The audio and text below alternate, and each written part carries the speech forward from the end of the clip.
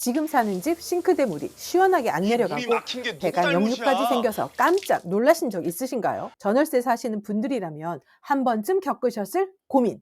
바로 살고 있는 집 수리비 누가 내야 할까? 이겁니다. 이게 진짜 애매하잖아요. 내 잘못인가 싶다가도 아니 이건 집 자체의 문제 아닌가 하는 생각도 들고요.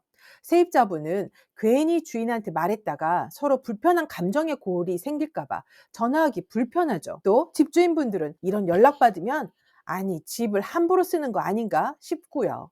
오늘은 제가 실제 상담 사례를 바탕으로 이 복잡한 문제를 민법과 판례 기준으로 명확하게 정리해 드릴 겁니다. 법률 용어는 최대한 쉽게 풀어 드릴 테니 끝까지 시청해 주세요. 며칠 전 2년 재계약을 앞둔 집에 생긴 문제입니다.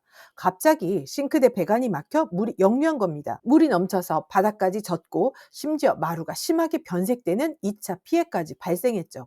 놀란 임차인분은 임대인께 알렸고 임대인도 급히 수리업체를 불렀죠. 그리고 수리 후 일단 30만 원 수리비를 임대인이 먼저 부담했어요.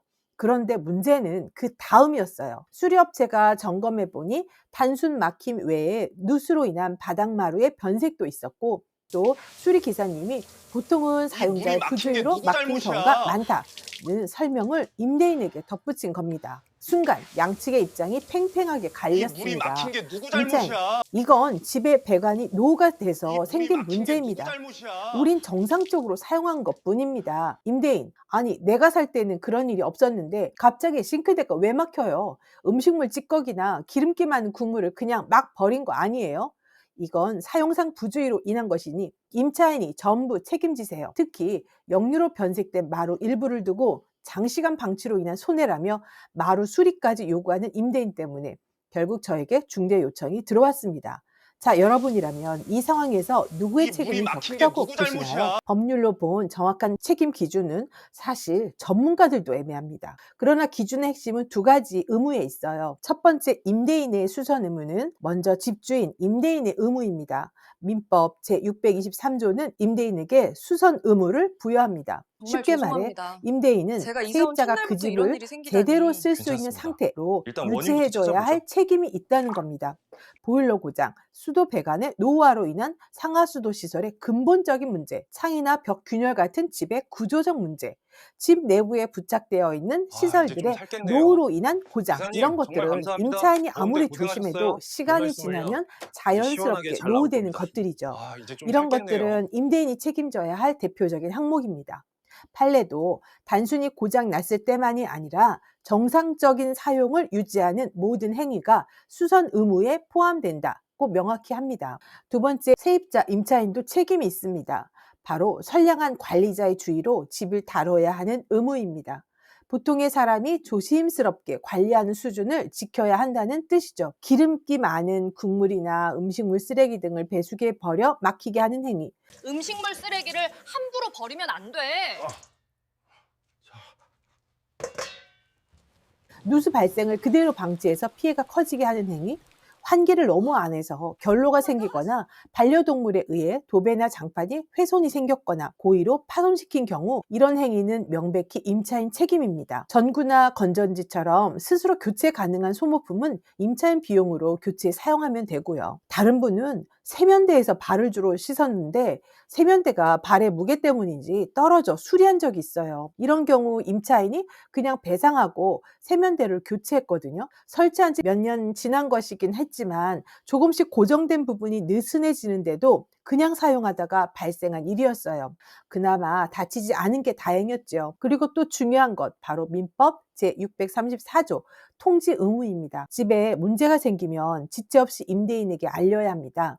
이 의무를 지키지 않으면 나중에 손해가 커졌을 때 아니 왜 진작 말 안 했어요? 라는 책임 추궁을 피할 수 없습니다. 자, 그럼 이번 경우처럼 싱크대가 막힌 게 막혀서 누구 뚫는 비용 잘못이야? 누가 내야 할까요? 경우의 수는 두 가지입니다.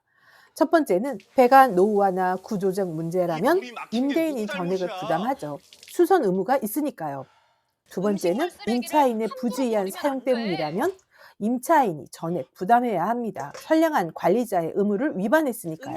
하지만 현실은요, 대부분이 복합적 원인입니다.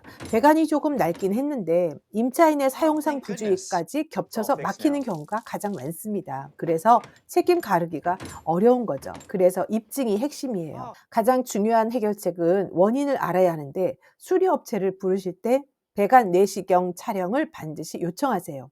배관이 녹슬고 삭았다면 노화로 인한 문제가 크고, 기름덩어리나 음식물 찌꺼기 등 이물질이 가득하다면 사용상의 문제가 큰 거죠. 이러한 배관 내시경 영상이나 사진이 책임 소재를 확인할 수 있어요. 그래서 나중에 내 잘못이 아니다라고 주장할 수 있는 결정적인 증거가 됩니다. 그렇다면 누수가 있어 마루가 젖고 점점 변색된 2차 손해는 누구 책임일까요? 이건 통지 의무와 연결해서 생각해 봐야 합니다. 첫 번째 케이스는 임차인이 즉시 알렸는데 임대인이 방치해서 심해졌다면 임대인 책임이 크죠.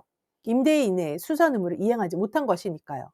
그러나 임차인이 알고도 며칠, 아니 몇 주 동안 통지하지 않았다면 확대된 손해는 임차인 책임입니다. 왜냐하면 임차인의 통지 의무를 위반한 거니까요. 판례는 임차인이 통지를 게을리해서 임대인이 수선할 기회를 잃었다면 그 늘어난 손해는 임차인 책임이라고 분명히 합니다. 따라서 통지는 반드시 기록으로 남기세요. 문자나 카톡, 또 녹음, 이런 증거들을 남겨야 합니다. 언제 어떤 문제가 발생했고 수리를 요청한다는 의사를 명확히 전달해야 합니다. 그리고 하나 더, 마루가 변색되었다고 해서 임대인이 바닥 전체 교체를 요구할 수는 없어요. 마루는 소모품이므로 감가상각을 적용한 부분 수리 비용으로 협의하는 것이 합리적입니다. 제가 중재했던 이번 실제 사례는 어떻게 해결되었을까요? 수리업체 내시경 결과 10년 된 아파트였지만 사용상의 부조로 인한 이물질이 훨씬 많았고, 이로 인해 서서히 막히다가 역류된 것으로 보인다는 확인을 받았습니다. 마루 변색 역시 사용 부주의로 인한 이체 피해였죠. 그래서 마루 부분 수리로 약 50만 원의 비용이 나왔습니다. 다행히 임차인분께서 일상생활배상 책임보험에 가입되어 있어 이 보험으로 수리비를 보상받고 마루는 부분 수리에 복구하는 걸로 협의하게 되었죠. 양쪽 다 조금은 불편한 마음이 남겠지만은 가급적 빠르게 협의하고 수리를 끝내는 것이 유리하거든요. 어쨌든 집을 임차해 살다 보면 다른 여러 경우가 발생할 텐데요. 대부분 여러 상황을 고려하여 자연적인 노후에 따른 것인지 부주의인지 과실 비율에 따라 적절히 분담하는 것이 가장 현실적인 해법입니다. 자, 오늘 내용을 깔끔하게 정리해 드리겠습니다.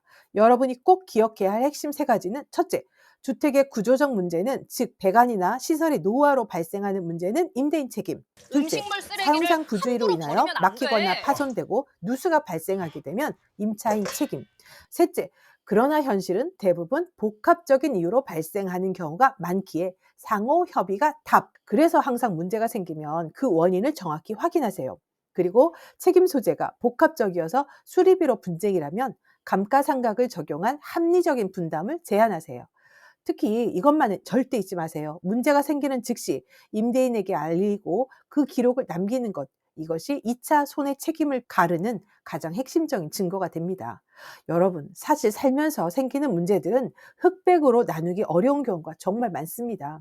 하지만 오늘 알려드린 법률 기준을 알면, 아, 이런 기준으로 판단하면 되는구나 하고 기준을 세울 수 있을 거예요. 그리고 제 경험에 의하면 결국 책임을 명확히 나누기 어렵다면 합리적인 협의가 분쟁 해결의 답입니다. 혹시라도 지금 임대인, 임차인 사이에서 애매한 문제로 고민하고 계시면 댓글 남겨주세요. 간단한 부분은 답변 드릴게요. 또 1대1 상담도 가능합니다. 다음에는 더 유익한 부동산 정보로 준비할게요. 좋아요와 구독 부탁드립니다. 감사합니다.